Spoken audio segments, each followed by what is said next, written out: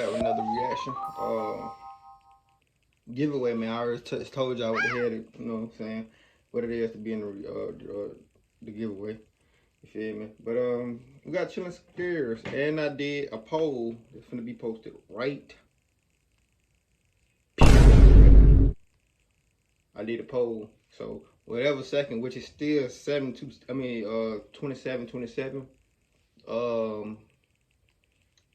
If y'all go ahead and vote again, whatever second, I'm gonna do that tomorrow. But yeah, man, we're gonna go ahead and get this shit started. And if y'all, I do recommend recommendations, but make sure it ain't bullshit. Or if y'all feel like the need that some of y'all new, you feel me? So y'all don't know. I got 1,000 videos, bro. Whatever you looking for, I probably already did it already. So if you look at, and let's say somebody had a Chief Keef earned it. It was Chief Keef something, but I already had reacted to it. All you gotta do is type in Tay Sosa, and then whatever you want me to react to, like Tay Sosa, Chief Keef, and it'll pop up all the shit I done react to. It'll pop up. But yeah, man, go ahead and get this shit over with, man.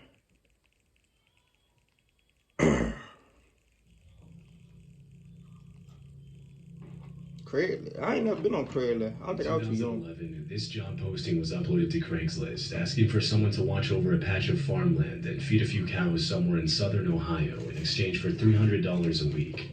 It ended up being one of the most notorious cases of ad-related crimes of the decade. $300. The ad read, caretaker position for farm, southern Ohio. Simply watch over a 688-acre patch of hilly... You paying me $300? Bitch, I'm gonna at least need $450 to $500 at the most. That's why people don't be having no good job. I mean, that's why I'm about to be having no job or be want to work. I mean, who folk gonna work at a ranch for $300 a week? Be for real. Nigga, I go work at Yellowstone. Farmland and feed a few cows. You get $300 a week and a nice 2-bedroom trailer. Somewhat older and single preferred, but we'll consider all. Relocation a must. You must have a clean record and be trustworthy. This is a permanent position. The farm is used mainly as a hunting preserve, is overrun with game, has a stocked 3-acre pond, but some beef cattle will be kept. Nearest neighbor is a mile away. The place is secluded and beautiful. It will be a real getaway for the right person. Job of a lifetime. If you are ready to relocate, please contact ASAP. Position will not stay open. Include name, age, phone number, and email, please. Some of the men who responded to the ad were interviewed directly by a man who identified himself as Jack, along with his 16-year-old accomplice, Brogan Rafferty, whom he referred to as his nephew. The candidates who made it to the interview stage said they didn't notice anything strange about Jack or his so-called nephew, and that they just looked like a couple of farmers who needed someone to look after their land. Scott Davis, a 48-year-old man who was interviewed by Jack over breakfast at a little restaurant in Marietta, Ohio, was the second to last candidate to go through the screening process for the job. After breakfast, he rode with Jack and Brogan to a remote wooded area near Akron. Immediately after getting out of the car to survey his surroundings, Davis heard a clicking sound. He turned around to see Jack pointing a gun at him. It was then that he realized that the... Damn, that shit gotta be devastating. I wish I had a gun pointed to my face, so you feel me? It jammed and shit. I know how that shit is. But yeah, I wonder did they tell him they were gonna take him to the damn farm?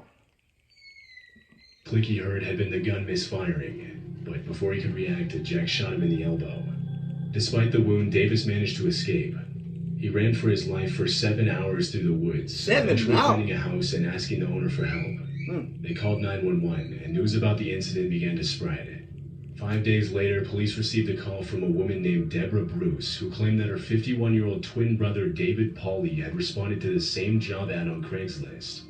According to Deborah, her brother had driven from Virginia to Ohio with all his belongings in his car, in the hopes that the new job would work out for him and help him get back on his feet. Tragically, a couple days later, police found the body of David Pauly, along with the body of another victim by the name of Ralph Geiger, buried in the woods close to where Scott Davis had been shot in the elbow. At this point in the case, investigators were able to identify a pattern in the victims. Jack and Brogan targeted homeless, down on their luck, or otherwise vulnerable middle-aged men with limited family ties and lured them to an isolated location under the appearance of a life-changing job opportunity. Just to later rob them of all their belongings and shoot them on the spot. We had a Mr. Ballin story like that one time, didn't we? when dude that thought when it was couples though, it was couples. Couples kept going to the man, and then he kept killing the couples, and one of the females that he, you know what I'm saying? Y'all remember that story? Their hope was that because of their few family ties, their disappearance would go unnoticed, giving Jack and Brogan enough time to bury the bodies and get rid of the evidence. This pattern explains why certain candidates were rejected during the interview process, such as 58-year-old Ron Sanson, a former Navy officer with a college degree, and an unnamed woman in her 20s who had also applied for the job. During the investigation, police traced the Craigslist ad, which led them to the home of a man named Joe Bice in Akron, Ohio. He denied posting the ad and claimed that it was probably posted by the man who rented out his basement space. When police asked Joe Bice for the name of his tenant, he responded that he only knew him as Dutch. Investigators were able to track Dutch down thanks to a phone call that he made to Joe Bice, unaware that his landlord had been in contact with the police. On November 16, 2011, police arrested Dutch and identified him as 52-year-old Richard Beasley. Scott Davis immediately confirmed that this was the same man who had interviewed him at the restaurant and shot him in the woods. Apparently, Richard Beasley had fled from the police and used different identities to avoid being detected, even using the names of some of his victims. Around that time, police also arrested Brogan Rafferty, Richard Beasley's teenage accomplice. At the time, Brogan was a 16-year-old high school student from Stowe, Ohio, whom Beasley had mentored and taken under his wing. Police searched Rafferty's house and found several weapons, as well as a disturbing poem hidden in his computer files from August 16, 2011. The chilling poem read, "We took him out to the woods on a humid summer's night. The loud crack echoed, and I didn't hear the thud." Investigators later determined that the poem described the murder of Ralph Geiger, one of the victims police had found in the woods. A few days later, on November 25th, a fourth victim, a 47-year-old man named Timothy Hearn, was found dead in the woods behind a mall in Akron. In 2013, Brogan Rafferty was sentenced to life without parole, and Richard Beasley was sentenced to execution after being found guilty of 27 total accounts of aggravated murder, aggravated robbery, kidnapping, and possession of illegal weapons. What in the John Wayne Gacy This shit? innocent-looking job ad ended up being one of the most notorious luring posts in the site's history. And it played a strong contributing role to the sketchy connotation that Craigslist carries nowadays. Welcome to Vigo. Craigslist still on? Craigslist still on? They still got Craigslist? Yeah, they got Facebook Market. I don't know how they got Craigslist. On January 2nd, 2016, a disturbing ad was posted in the personal section of Craigslist. The personal section was a place where people could post personal ads for a variety of reasons. It was an interesting mix between an online dating platform, a space where people could rant and share their opinions on personal experiences, and a place for people to find friends with similar interests. Although most people use the personal section for legitimate reasons, it was also notorious for scams and other illegal activities, which is why Craigslist completely removed the section in 2018. This particular ad was posted by a person claiming to be a serial killer. Disturbingly, the post mentioned two public officials by name, and the person who uploaded the ad said that they would strike again. The ad read, "Tulsa murder. I was wanting to thank Tulsa for letting me have my first kill. It all started here, so I was thinking it should also be my first. I was nervous as hell, but I will get over it. It was a stranger on stranger, so the police will have a difficult time. It will not be my last, though. Thinking about going to OKC for next. To the people who started it all, Julie Free, Judge Glasgow."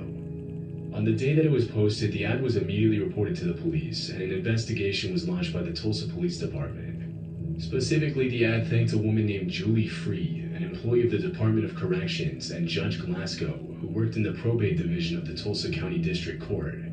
The post thanked them and referred to them as the people who started it all.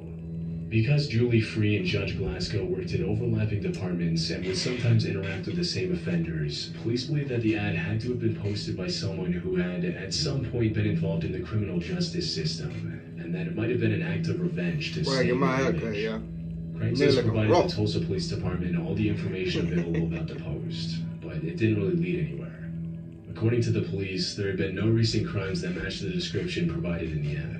The police department said that the ad was probably a hoax, but they never found any evidence to prove it, which means it's still possible the post could have been legit. The homicide unit claimed that they had seen a similar situation before when a 918 number texted random people disturbing questions about where to bury a body. The thing about the ad that alarmed the police was that it specifically named 2 public officials.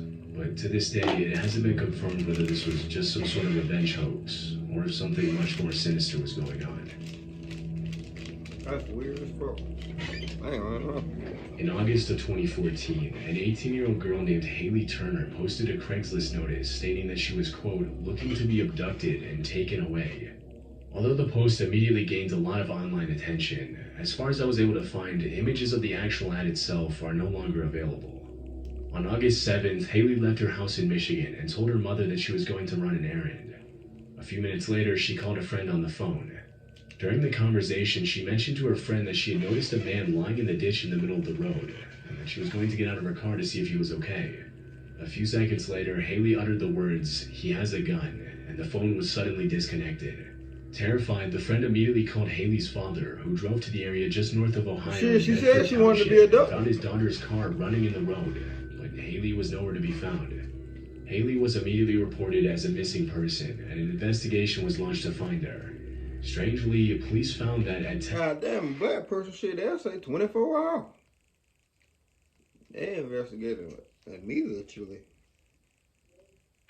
God damn. 6 p.m. on August 7th, Haley had rented the DVDs for 2 movies from a family video store a few miles from Toledo, Ohio. The phone call with her friend had taken place a few minutes after that. For the youngest that don't know, some of y'all youngest do not know that we used to have a Blockbusters. It was another rental place too that you can get movies. Go in, get movies, get games. They had video games too. That was crazy. They had video games too. Damn, they used to be a good time. I ain't gonna get cow. But them bitches didn't used to be that high though. I ain't gonna cap. But I miss them times though. Going in that bitch, they like looking for some new clothes or new shoes. I ain't gonna cap. That's how it used to be. 18 hours after her disappearance, a local resident found Haley standing at a random corner holding a puppy in Ecorse near Detroit. Although she was completely unscathed, she claimed that she had been abducted at gunpoint the night before and that she had jumped from a moving vehicle to escape her captor. What the fuck? The whole story didn't really seem to add up, and police had a hard time believing her. The video footage from the DVD store where she was last seen didn't show anything suspicious, and there were no signs on her body suggesting that she had been attacked. After hours of questioning, Haley Turner eventually confessed and pleaded guilty to causing a false police report to be filed. She was sentenced to 3 years probation and 1 month of community service, and was fined $15,000 to reimburse the sheriff's office for the 16-hour search.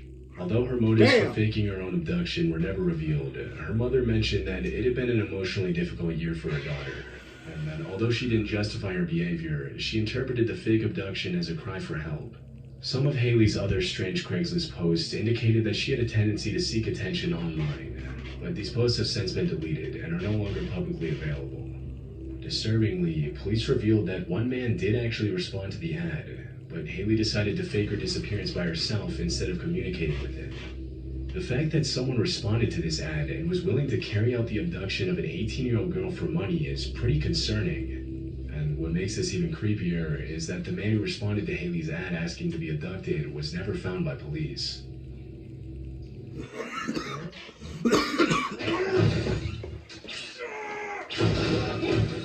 I bet Buddy saying, why she ain't gone? This creepy post was uploaded to Craigslist on July 21st, 2009 by a man claiming to be a Baltimore area homeowner. The ad pretty much speaks for itself, and it reads, "By now you've probably heard of the Glenn Burney family that stored their 83-year-old grandmother's dead body in a freezer. It turns out that no law was broken. What? Yep, dumping a body is legal around here. Healthcare workers and other professionals are required to report deaths, but ordinary citizens are not. And apparently no state law prohibits the burial or storage of a body on private property. I'm a laid-off Baltimore area homeowner. After 10 months of unemployment and the future looking even more grim, I'm willing to consider allowing my backyard to be used for body dumping. Call it a private burial if you prefer. What, bitch? I could probably take a half-dozen bodies without arousing the attention of neighbors. It wouldn't hurt to have one under the garden, too. Me, a discreet Baltimore County homeowner with a half-acre of easily tillable property on a quiet..." That nigga inviting niggas in like it's a pumpkin patch.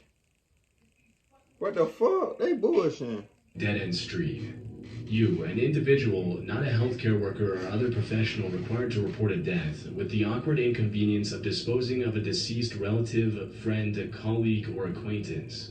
You must provide your own trash bags, tarp, quicklime, shovel, etc. Y'all everything. I might be available to hold a flashlight, but I won't do any heavy lifting.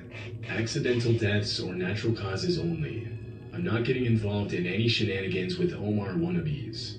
I will not be a participant in or any accessory to any sort of crime. This is a limited time offer. Act now before the state legislature changes the law. If and when the law changes, measures failed 10 years ago after the 1999 incident, you'll be grandfathered, literally and figuratively. Price is negotiable. Serious inquiries only. The post itself is off-putting enough, but the context behind the ad is even more disturbing. The links in the ad are both broken, but using the Wayback Machine, I was able to find a 2009 version of the website, Welcome to Baltimore Hunt, which appears to be a sort of online guide for users to upload news and posts about their experience living in Baltimore. The link in the Craigslist ad leads to a blog post written by a man named Gnome Sane. The article goes deeper into the reasons why he uploaded the ad to Craigslist and what he hoped to accomplish with his underground private burial business. In the comments, more than a few users asked the man if they could use his backyard for a burial. The fact that the uploader of the ad explicitly mentioned that he wouldn't get involved in any criminal activity by burying anyone who hadn't died of natural causes has created a lot of online speculation. Using his backyard as a body dumping location would have been perfectly legal, and the only reason the ad stayed for so long was because the man wasn't advertising an illegal service, such as burying people who had been murdered. This has made some people think that the only reason why he mentioned that he wouldn't get involved with any crimes in the first place was so that he could keep his ad up on the site, all while responding to emails and getting involved in much more shady body dumping business behind the scenes. This motherfucker wanted a pet cemetery in their backyard. I don't know. This got weird, ain't? But it was never confirmed whether this was actually the case. I ain't gonna, Despite the disturbing nature of the ad, the claims Gnome Sane made in the Craigslist ad are true. In 2009, it was legal for ordinary citizens to abstain from reporting a death and dump a body in Maryland, and the incident that he makes reference to in the ad really did happen. In 2009, police were called to an apartment in Glen Burnie, Maryland, because the body of 83-year-old Doris Lee Cook was in the freezer. Police were told that the grandmother had died several weeks ago in the apartment she shared with her family, and because they had no money for a proper burial, they stored her body in the freezer for 2 weeks. The other incident that the ad mentions happened in 1999 and involved a 25-year-old father named Richard Marshall, who buried his 4-year-old daughter in a garbage bag in the woods in Severn, Maryland. Damn! The little girl had passed away in an accident 8 months earlier, and because no law was broken, Richard Marshall was only charged for littering. Since then, several measures have been proposed to make body dumping illegal in Maryland. Nigga, what? In 2007, a 49-year-old, several measures have been proposed to make woods in Severn, Maryland. The little girl had passed away. And they only charge that nigga with literally. It's crazy. I ain't gonna even lie. In an accident 8 months earlier. Literally? Because no law was broken, Richard Marshall was only charged for littering. Since then, several measures have been proposed to make body dumping illegal in Maryland. That's crazy. I want to thank Snap Sports. Without this, wouldn't be possible. Appreciate you guys very much. Hey, Shad. Fuck with you, but gotta go. In 2007, a 49-year-old woman from Michigan named Anne Marie Linscott posted a generic freelance job ad on Craigslist. Although the ad has been deleted and no evidence was made publicly available due to the sensitive nature of the incident, the 3 people who responded to the ad claimed that it looked like a job posting for a freelance writing gig. Disturbingly, as soon as the 3 people responded to the ad, they were emailed directly by Anne Marie Linscott, who explained that she was actually looking for a, quote, silent assassin for an eradication task. She told the candidates that she was offering $5,000 to anyone who would eliminate a 56-year-old California woman named Carol, the wife of a man named Dwayne, who Linscott was having an affair with. According to police reports, Anne Marie and Dwayne had met in an online college course in 2005. That same year, they met in person and began their affair when Dwayne traveled to Nevada for a conference. 2 years later, Anne Marie visited Dwayne in California, after which she started making plans to move to the West Coast. That's when she posted the murder for hire ad on Craigslist. After the candidates all reported the ad to the police, investigators tracked down Anne Marie Linscott and arrested her for using the internet to solicit murder. Police later found that she had also planted an explosive outside of Carol's bedroom in God California. damn, she trying to knock. Because it didn't go off, she wasn't charged for it. She trying to knock her After the ass off. incident, Carol left her family and career for 3 months and had to be hospitalized for stress. According to Lynn Scott's friends and family, this wasn't the first time that Anne-Marie became obsessed with a romantic interest. In 1997, she fell in love with a coworker who had to get a restraining order after she began stalking him. Anne-Marie's lawyer explained that she suffered Don't from fuck where borderline y'all work personality at. disorder and severe attachment issues. I learned a long time ago. 12 and a half years in prison in 2009. After serving her 12 and a half year sentence, Anne-Marie Lynn Scott was only recently released from prison. 12 years? What the fuck? This shit get crazy and crazy. I ain't gonna lie. Chillin' Scares, man. I fuck with you, man. I ain't been fucking with you in a minute. But yeah, man, give me your thumbs up, subscribe, see how much in this video. Hey, man, we almost at 5K. 19 more subscribers, and we at 5K. So, 5K before my birthday, which is 27. If y'all could do that, go and do that for me. Be in the giveaway. I already told y'all previous videos. If y'all haven't watched the previous video, go watch the previous video. Y'all know what I said. That being said, see how much on this video. Let's ride, man.